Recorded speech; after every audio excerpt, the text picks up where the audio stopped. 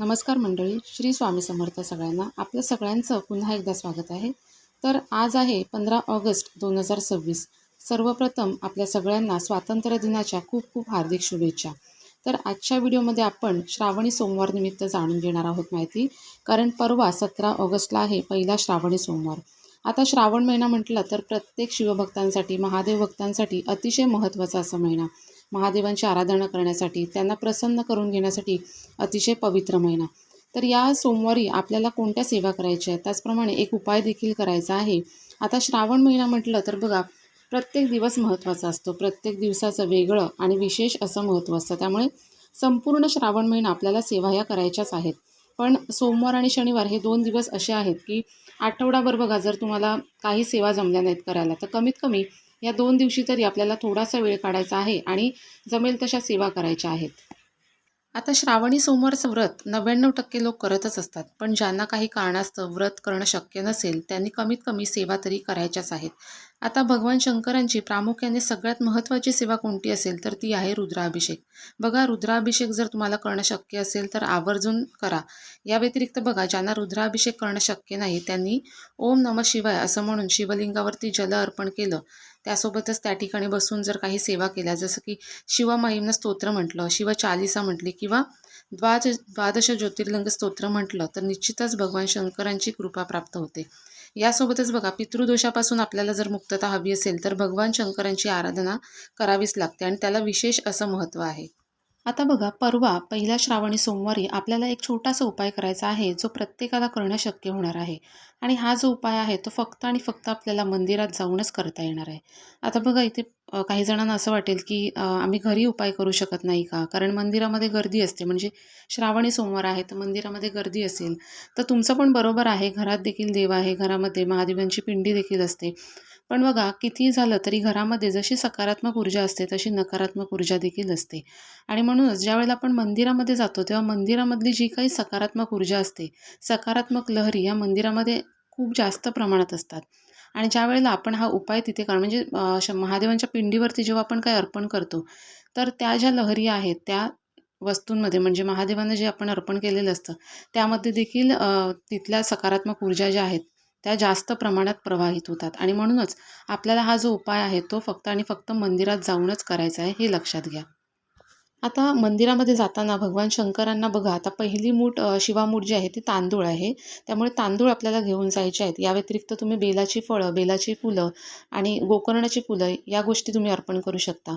आता या म्हणजे यापैकी काहीच नसेल तर मग आपल्याला 1 लोटा जल भगवान शंकरांना अर्पण करायचं आहे.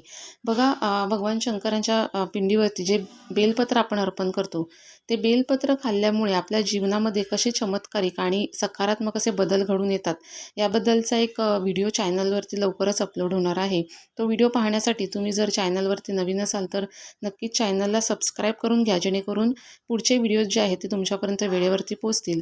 आणि आजच्या व्हिडिओमधली जर माहिती आवडली तर व्हिडिओला लाईक देखील करा. आता मंदिरामधून तुम्हाला 2 वस्तू उचलून आणायच्या आहेत. आता त्या वस्तू कोणत्या, घरामध्ये कुठे ठेवायच्या आहेत, हे सगळं आपण सविस्तररित्या व्हिडिओमध्ये जाणून घेणार आहोत. त्यामुळे व्हिडिओ शेवटपर्यंत स्किप न करता पहा.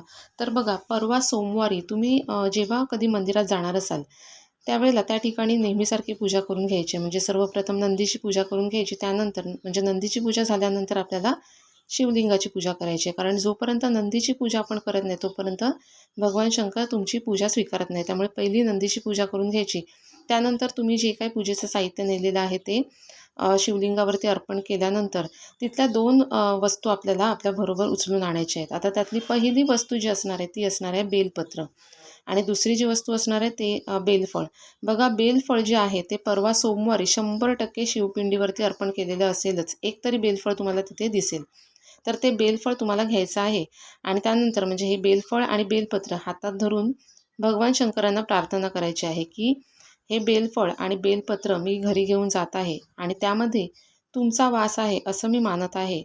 आणि या बेलपत्रामुळे, बेलफळामुळे माझ्या घरामध्ये भरभराट असू द्यात आणि माझ्या घरातली जी काही नकारात्मकता आहे ते दूर होऊ द्यात, अशी प्रार्थना करून हे बेलफळ आणि बेलपान जे आहे ते घरी घेऊन यायचं आहे.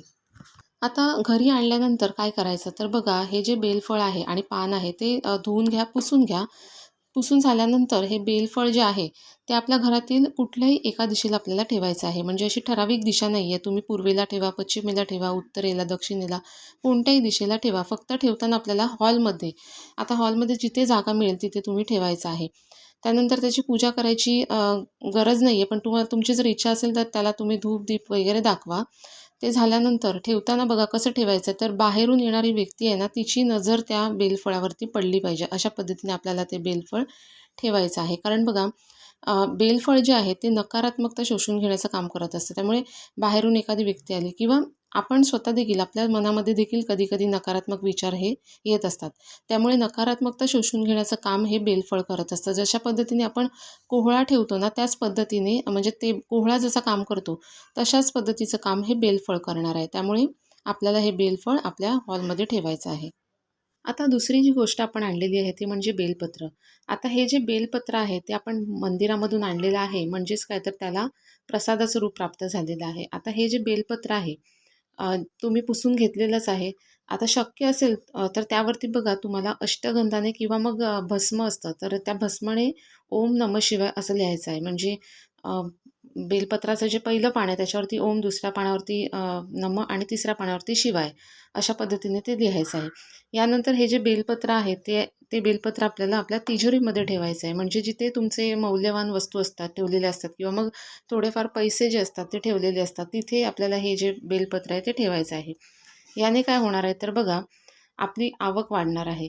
आता आवक वाढणार म्हणजे बघा, आपोआप आता बेलपत्र ठेवल्यामुळे आपोआप काही सगळं होत नाही.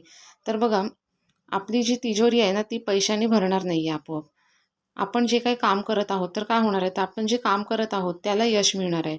यश मिळायला सुरुवात होणार आहे आणि जी कोणती निगेटिव्हिटी आपल्यामध्ये आहे किंवा मग आपलं काम बंद पडलेलं आहे किंवा यश त्याला मिळत नाही आहे, कुठल्याही कामामध्ये जे अडथळे निर्माण होतात, तर ह्या ज्या काही निगेटिव्ह गोष्टी आहेत ना, त्या बंद होणार आहेत आणि एक सकारात्मकता जी आहे ती त्या ठिकाणी नांदणार आहे. म्हणून आपल्याला हा उपाय करायचा आहे. या व्यतिरिक्त बघा कोणीही असा समज करून घेऊ नये की हे सगळं असं ठेवल्यामुळे आपोआप सगळं घडतं किंवा बऱ्याच अशा निगेटिव्ह कमेंट येतात की असं काय होत नाही किंवा मग हे सगळं अंधश्रद्धा आहे. तर बघा तसं नाही आहे.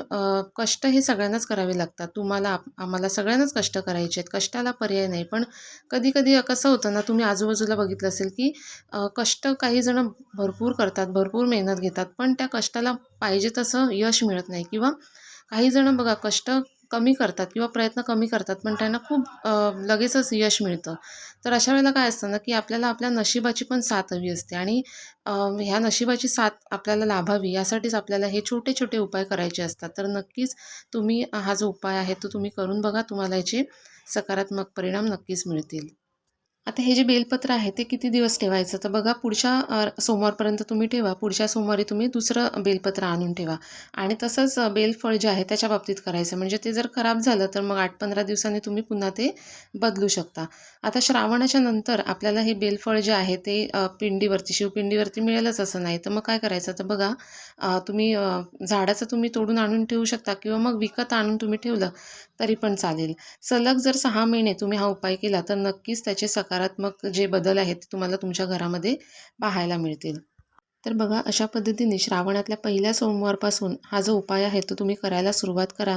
नक्कीच आपल्या घरातील दुःख, दारिद्र्य दूर होऊन कुटुंबातील प्रत्येक सदस्याची प्रगती व्हायला सुरुवात होईल. व्हिडिओतली माहिती जर तुम्हाला आवडली असेल तर व्हिडिओला लाईक करा आणि अशाच माहितीपूर्ण व्हिडिओसाठी चॅनलला सबस्क्राईब देखील करा. धन्यवाद.